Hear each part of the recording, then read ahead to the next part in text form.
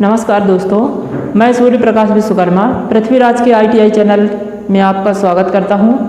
आज हम बात करेंगे ट्रांसफार्मर के बारे में। पावर डिस्ट्रीब्यूशन ट्रांसफार्मर जो बिजली सप्लाई या छोटे छोटे गांवों में देने के लिए इसका प्रयोग किया जाता है इन ट्रांसफार्मर को।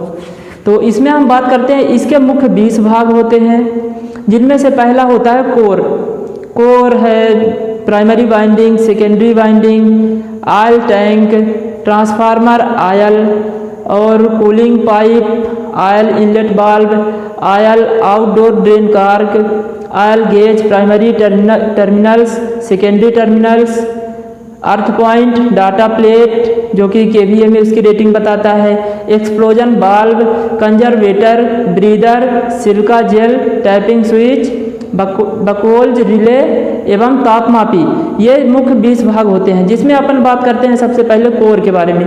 कोर सिलिकॉन स्टील का बना होता है, जिसमें प्राइमरी वाइंडिंग सेकेंडरी वाइंडिंग दोनों स्थापित होती है। सिलिकॉन स्टील का बना होता है, लेकिन इसमें पूर्ण रूप से यह अचालक पदार्थ से लेपित होता है। कोर होता है, यह एक नियत तापमान पर इसका कोर का अचालक पदार्थ खत्म हो जाता है, जिससे हमारा ट्रांसफार्मर जलने की स्थिति में आ सकता है। दूसरा बात करते हैं अपन इसमें प्राइमरी वाइंडिंग। प्राइमरी वाइंडिंग में हम स्रोत को संयोजित करते हैं कि यह हमें 11,000 स्रोत से जोड़ते हैं या 1,32,000 स्रोत से जोड़ते हैं। प्राइमरी वाइंडिंग में स्रोत जुड़ता है। सेकेंडरी वाइंडिंग में अपन लोड डालते हैं कि हम इसमें बिजली का बल्ब जलाते हैं या पंखा चलाते हैं या कुछ भी चलाते हैं, हम उसमें लोड डालते हैं। तीसरा इसमें आता है ट्रांसफार्मर आयल, जो कि कूलिंग के लिए होता है। ट्रांसफार्मर आयल कूलिंग के लिए होता है और यह एक पतला मशीनरी आयल होता है, जिसका प्रयोग हम कूलिंग के लिए करते हैं। तीसरा है कूलिंग पाइप। कूलिंग पाइप जो होता है वह हवा द्वारा नमी से या हवा से उसको ठंडा करते हैं, अगर जो गर्म हो जाता है वो। 7वें नंबर पर आता है इसका ऑयल इनलेट वाल्व। इस ऑयल को ट्रांसफार्मर ऑयल को डालने के लिए एक वाल्व बनाया जाता है, जिसे हम ऑयल इनलेट वाल्व बोलते हैं। 8वें नंबर पे आता है ऑयल आउटलेट वाल्व, जो कि नीचे की ओर होता है। ट्रांसफार्मर में ऑयल डालने के बाद अगर यह खराब होता है या इसमें नमी आ जाती है, तो इसको हम निकालने के लिए ऑयल आउटलेट ड्रेन कार्क का उपयोग करते हैं। अब इसमें आता है ऑयल गेज। ट्रांसफार्मर एक डब्बे टाइप में होता है, उसमें कितना भरते हैं ऑयल कितना नहीं भरते, इसको नापने के लिए ऑयल गेज का प्रयोग किया जाता है। अगला है प्राइमरी टर्मिनल्स। प्राइमरी टर्मिनल्स और सेकेंडरी टर्मिनल्स। प्राइमरी टर्मिनल्स में अपन ये स्रोत जोड़ते हैं और सेकेंडरी टर्मिनल्स में लोड जोड़ते हैं। अब आता है आगे अर्थ पॉइंट, जो कि सबसे नीचे होता है, जिसमें अपन अर्थ देते हैं कि वो होता है अर्थ देके उसको ग्राउंडिंग करते हैं ताकि वो नहीं हो कि ये अर्थ के कारण हमारे इसमें कोई क्षति ना पहुँचे, कि इसमें ऐसा हो हमारा ट्रांसफार्मर कहीं कोई क्षतिपूर्वक ना हो, इसलिए हमें अर्थ पॉइंट देना पड़ता है। आगे हम बात करते हैं डाटा प्लेट का। डाटा प्लेट में हमें ट्रांसफार्मर के बारे में सारी जानकारी मिलती है कि ट्रांसफार्मर में होता क्या क्या है, किस कंपनी का है, कितनी रेटिंग का है, कौन सा इसका रजिस्ट्रेशन नंबर है, कितने फेस का है, ये जानकारी हमें डाटा प्लेट पर मिलती है।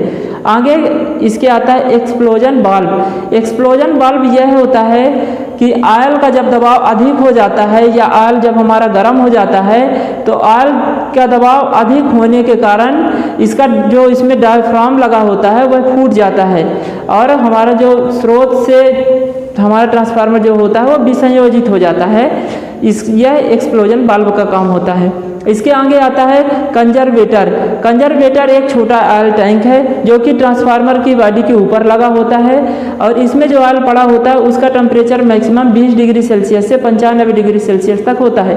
95 डिग्री सेल्सियस से अधिक होने पर यह फूट जाता है या इसमें यह भी स्रोत से विसंयोजित कर देता है। आगे चलते हैं, इसमें आता है ब्रीदर।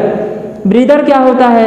ब्रीदर होता है ये नमी रोकने के लिए ब्रीदर का प्रयोग किया जाता है। ब्रीदर में सिलिका जेल रखा रहता है जो सफ़ेद रंग का होता है और अगर ब्रीदर खराब होता है यह हमें कैसे जानकारी प्राप्त हो, तो जो सिलिका जेल रखा होता है वह सफ़ेद रंग की जगह से आसमानी रंग का हो जाता है, तब हमें पता चल जाता है कि हमारा ब्रीदर खराब हो गया है। इसके आगे आता है सिलिका जेल। सिलिका जेल की चर्चा हो ही गई कि सिलिका जेल सफ़ेद रंग का होता है, खराब होने पर आसमानी रंग का हो जाता है, नमी सोखने पर यह आसमानी रंग का हो जाता है। इसके आगे आता है टैपिंग स्विच। टैपिंग स्विच हाथ से घुमाने वाली एक बटन होती है जो कि सेकेंडरी वाइंडिंग के टर्मिनलों पर जो उससे टैपिंग्स निकलते हैं उस पर संयोजित किया जाता है। इससे हम लोड का मान अधिक कम कर सकते हैं कि हम कितना इससे करंट लें, कितना, अगर जो हमको 110 वोल्ट चाहिए तो हम 110 वोल्ट पे लगा सकते हैं, 240 वोल्ट चाहिए 240 वोल्ट पे लगा सकते हैं, ऐसा। आगे इसके आता है बकोल्ज रिले।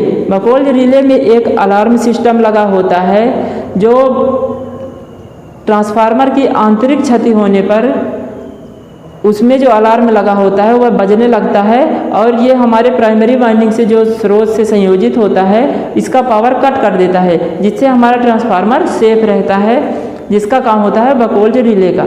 आगे सबसे आगे तापमापी और सबसे लास्ट पॉइंट है तापमापी। तापमापी ये है कि हमारा जो वर्किंग कर रहा ट्रांसफार्मर है तो इसका हीट कितना गया है कि हम कैसे पता करें, तो इसलिए इसमें एक तापमापी मीटर टाइप में लगा होता है जो जिसमें 110 तक की रेटिंग लगी होती है। 110 या उससे अधिक भी होता है, लेकिन अगर जो 100 से अधिक होती है इसकी रेटिंग तो वह प्राइमरी वाइंडिंग से विसंयोजित कर देता है, जिससे हमारा ट्रांसफार्मर सेफ रहता है। धन्यवाद। अब हम आगे टॉपिक में इसकी चर्चा करेंगे।